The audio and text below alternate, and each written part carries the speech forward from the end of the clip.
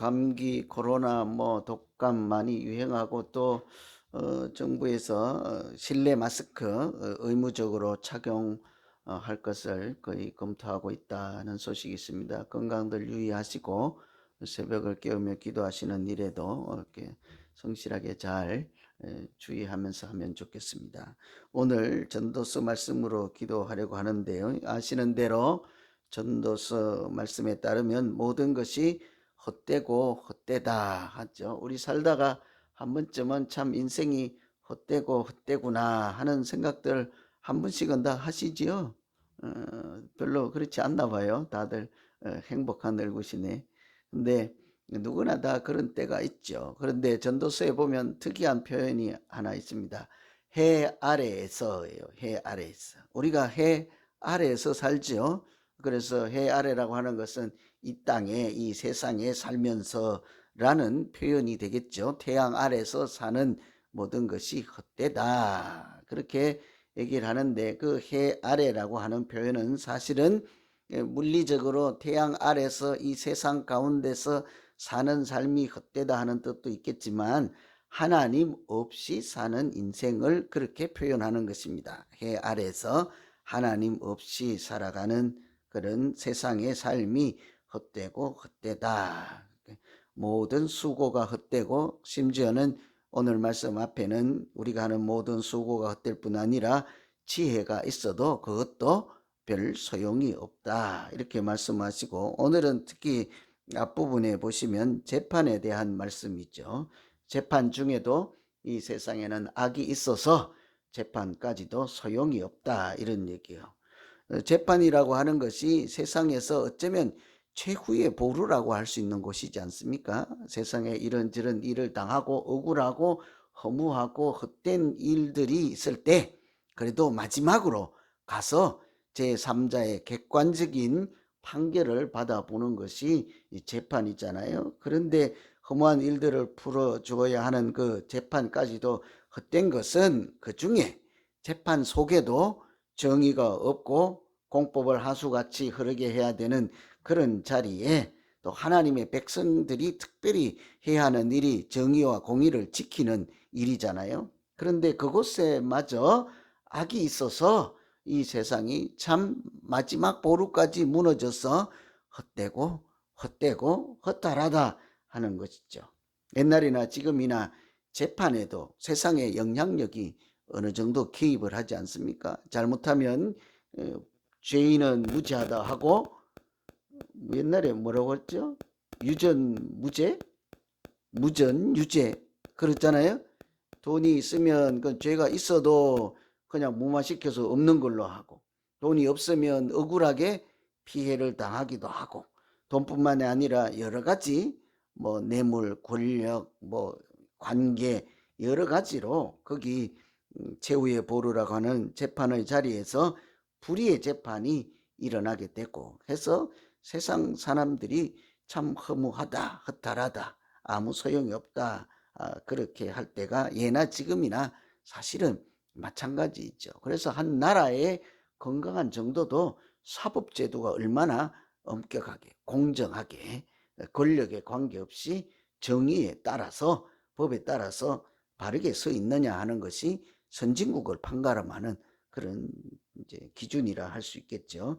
한 나라 개인의 마지막 보루라고 할 수 있기 때문입니다. 그런데 그 재판으로 인해서 허무하고 이 헛된 그런 인생을 살지 않도록 하나님께서 우리를 어떻게 도우시고 인도해 가실까?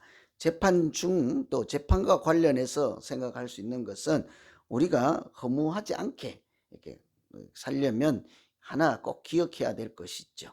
이 세상에는 사람의 판결만 있는 것이 아니고 하나님의 심판이 있다 하는 것입니다. 그래서 우리가 오늘도 소망을 가지고 살아낼 수 있는 거죠. 17절에 보면 내가 심중에 이르기를 의인과 악인을 하나님이 심판하신다. 그렇죠? 그래서 어떻게 읽어야 될까요? 내가 심중에 이르기를 의인과 악인을 하나님이 심판하신다. 이러면 그냥 밋밋해요. 의인과 악인을 그 가로에 넣고 하면 사람이 아니라 뭐요? 하나님이 심판하신다는 거죠.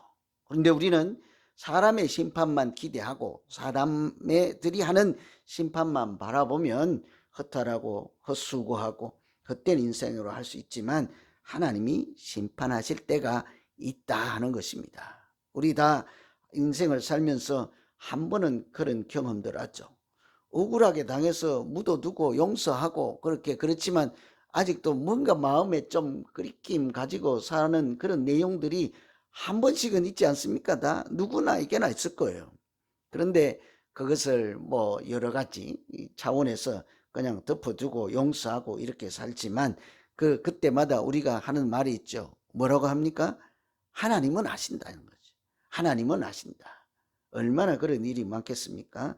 사람들 사이에 분쟁이 있거나 옳고 그름을 가려낼 때 그것을 재판이라고 하는데요. 그래서 누구든지 그 재판석에 재판장에 들어가면 법 앞에 서면 평등해서 정의에 따라 판결을 받아야 하는데, 그래서 그 재판정에 한번 가보셨나요?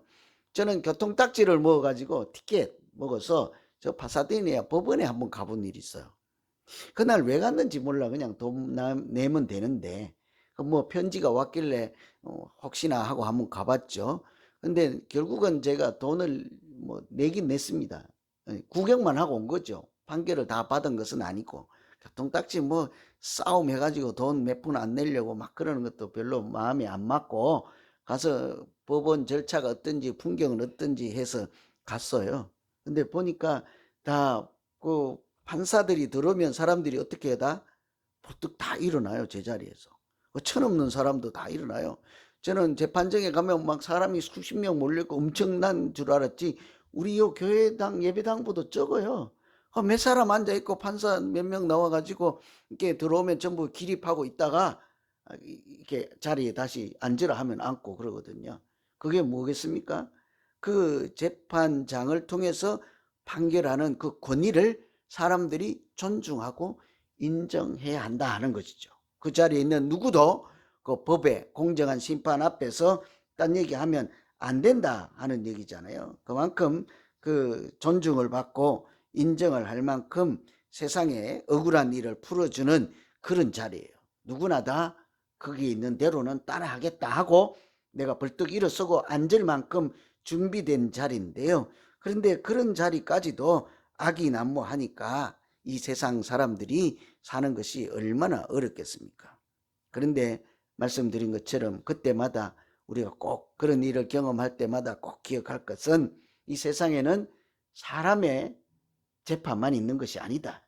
사람의 인식이나 사람의 판단만 있는 것이 아니다. 여러분 지나가다가 어떤 사람이 당신 바보야 그러면 뭐 이렇게 좀 억울한 일 나라면 그 사람이 규정하고 그 사람이 내려주는 판결이 나에 대한 최종 판결입니까? 그 사람이 바보라 하면 내가 바보입니까? 그 사람이 내가 잘못한 게 있다면 잘못한 것이 꼭 있습니까? 그렇지 않다는 거죠. 반드시 하나님의 심판이 있음을 우리는 꼭 기억하고 살 때 사람의 말 한마디에 이런저런 일에 내 자신을 내팽개치지 않을 수 있게 된다는 말이에요. 누가 지나가다가 바보라 하면요, 아이들은 그냥 자기가 정말 바본 줄 알고 평생을 바보로도 살아갈 수 있다고요. 그래서 어린 아이들에게는 말 한마디 한마디도 잘해야 하는 것이죠. 주눅들지 않게. 그 사람이 존귀한 사람인 것을 잘해야 되죠. 우리도 믿는 사람들도 마찬가지인 것입니다. 우리에 대한 판결이 사람의 심판만 있는 것이 아니고 그것이 끝나는 것이 아니다. 하나님의 심판이 있고 공의와 정의가 반드시 살아있을 공의 하나님께서 우리를 다 알고 계시고 지켜보시고 우리의 중심까지 살피시는 하나님께서 사람들처럼 외모로만 판단하지 않는다는 것을 우리가 기억하면 이 세상에 재판 가운데 악이 있는 세상일지라도 여전히 소망으로 얼마든지 살아낼 수 있게 될 것입니다. 그래서 혹시 최근에 무슨 일이 있거나 억울한 일이 있거나 할지라도 하나님께서 심판하시는 때가 있다 한 것을 기억하고 소망 가운데 오늘도 새벽 기도하는 우리 모두 되기를 간절히 기원합니다. 두 번째는요, 자기 일을 즐거워하라 해요. 22절에 보면 자기 일에 즐거워하는 것보다 더 나은 것이 없음을 보았나니 이는 그것이 그의 몫이기 때문이다. 자기 일을 즐거워하는 것이 몫이라 하는 거예요. 하나님께서 우리에게 주신 선물이다 이런 거예요. 자기 일을 즐겁게 하는 것. 어떠세요? 여러분 무엇을 하시는지 모르지만 여러분 그 하는 일마다 즐거운 마음으로 하고 계십니까? 이 세상에 헛되고 헛된 그렇게 살 수 있는 세상 가운데서도 우리가 무너지지 않고 인생을 건강하게 사는 비결은 하나님이 내게 주신 일이 있어서 내가 여전히 그 일을 하는 것에는 행복을 느낄 수 있어야 한다는 거죠. 믿음으로 사는 사람들의 모습이지 않습니까? 이런 결론을 내리기 전에 앞부분에 오늘 말씀 중에 나오는 내용은 다요. 사람이 짐승과 다를 바가 없다는 거예요. 우리가 먹고 죽고 살다가 숨쉬고 죽으면 그 뭐 육신이 썩고 땅에서 땅으로 돌아가고 짐승들도 마찬가지잖아요. 말이 다를 뿐이요. 걔들은 멍멍거리고 우리는 말을 배우고. 그죠? 그렇게 표현이 다르고 하는데 사실은 짐승과 다를 바가 없다. 잘못 살면요. 사실은 우리가 짐승처럼 살 수 있습니다. 짐승하고 다를 것이 없어요. 아무리 고상하고 비싸고 옷을 입어도 자칫 잘못하면 짐승하고 나을 바가 없을 수가 있는 거예요. 어떻게 하면 그렇게 돼요? 먹고 잘 소화시키고 잘 배설하고 때가 되면 죽고 그 내 육신이 썩고 없어지고 이게 전부라면 뭐가 다르다 할 수 있을까요? 가끔 우리 한 번씩 질문을 해보시죠. 내가 짐승과 다른 것이 뭘까요? 그렇다고 뭐 자기 인생을 비하하는 표현은 아닙니다. 뭐 악하다든지 못됐다든지 뭐 짐승 같은 놈이라든지 이런 표현이 아닌 거예요. 일반 다른 피조물과 사람인 내가 다른 것이 뭘까요? 그 짐승하면 표현이 좀 거슬리니까 그럼 돌이나 나무하고 여러분 좋아하는 거 뭐 있어요? 꽃하고 내가 다른 거. 가장 누가 뭘 좋아하면 호랑나비 좋아하세요? 그럼 호랑나비하고 내가 뭐가 다를까 한번 생각해 보. 왜 달라요? 걔는 날아다니고 나는 걸어다니까 다르다고 할 거예요. 왜 다르다고 할 거예요? 그것이 오늘 말씀 중에 있는 거예요. 우리에게는 하나님께서 그런 존재 피조물들과 달리 주신 우리만 누릴 수 있는 사람의 몫이 있다는 거죠. 그것이 뭐라고요? 하나님이 주신 일이라는 거예요. 그러니 그 일을 귀하게 여기고 소중하게 여기고 즐거운 마음으로 감당하는 것이 우리가 헛되지 않게 살아가는 비결이라는 거예요. 태초부터 하나님은 사람을 그런 짐승들과 다른 존재로 창조하셨습니다. 이렇게 나무도 만들고 돌도 만들고 이렇게 짐승들도 만들고요. 하나님이 그 얼마나 자기 작품이니까 얼마나 그것도 이쁘고 괜찮겠어요. 그죠? 아마 여러분 저분 또 저 양반 또 개 얘기하나 그러잖아요. 여러분은 몰라도 나는 개 이쁘더라고 이제. 원래 저는 동물을 안 좋아하는 사람이요. 한번 만져보지도 않는 사람이요. 멀리 오면 발로 찼던 사람인데 핏덩이를 데려다가 키우고 애지중지와 같이 이렇게 해보니까 사람하고 다를 게 없어요. 여러분보다 개가 날 더 훨씬 더 좋아한다고요. 생심변심하지도 않아요. 그 6시간 7시간이고 집어서 제 아빠 오기를 얼마나 기다리는데 그래서 지금 교회에 있고 싶지 않고 빨리 집에 가고 싶다고요. 지금 아침 안 먹고. 예? 그런데 그 하나님이 만든 그 보면 저도 그런 느낌이 드는데 하나님이 세상을 만들고 얼마나 좋았겠어요? 그래서 복을 준다고요. 그 짐승들에게 나무들에게 세상 피조물들에게 뭐래요? 생육하고 번성하고 충만해라. 너희들도 꽃이 피고 열매가 피고 이렇게 번창해라. 생육하고 번성하고 충만해라. 그리고 나서 사람을 만들어서 여전히 사람은 또 이쁘지 않겠습니까? 뭐라고 해요? 생육하고 번성하고 충만해라. 그래서 사람은 당연히 생육하고 번성하고 충만해요. 그래야 하는 것입니다. 그래서 결혼이라는 제도도 있는 것입니다. 자녀들을 낳을 수 있는 하나님이 능력도 주신 것입니다. 그렇죠? 그런데 짐승에게도 생육하고 번성하고 충만하라 하고 사람에게도 생육하고 번성하고 충만하라 하고 뭐가 달라요? 우리만 착각하면 안 돼요. 사람을 만드시고 하나님이 사람에게만 생력하고 번성하고 충만하고 복을 주셨습니다 하고, 그러면 짐승은요? 같은 복을 주셨다니까요. 그런데 뭐가 다르죠? 그것이 전부가 아니라 사람에게는 두 가지를 더했습니다. 정복하고 다스리라. 온 세계 만물을, 하나님이 만든 세상을 잘 섬기고 하나님 나라로 이렇게 잘 유지하고 관리하고, 하나님께서 맡기신 일, 사명을 가지고 청지기로서의 이 에덴 동산을 하나님 나라로 잘 섬기고 지키고 누리라 하는 것이 사람에게 주신 특별한 복이지 않겠습니까?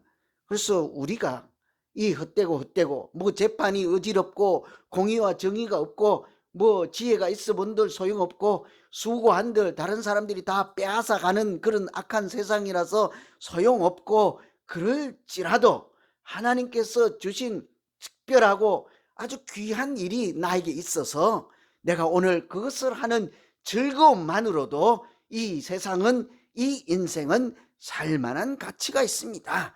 이것이 우리가 오늘 이 시대를 살아가는 비결이라고 하는 것이죠. 여러분, 우리가 어지러운 세상에 헛될 수밖에 없는 그런 세상에도 잘 살아가고 힘을 낼 수 있는 것은, 집에 가면 우리가 다 어머니요 아버지이잖아요. 얼마나 귀한 일입니까? 그죠? 그 일이 얼마나 고귀한 일입니까? 여러분, 세상 가운데서 교회가 있어서 우리가 하나님을 증거하는 증인으로 사는 것이 얼마나 귀한 일입니까?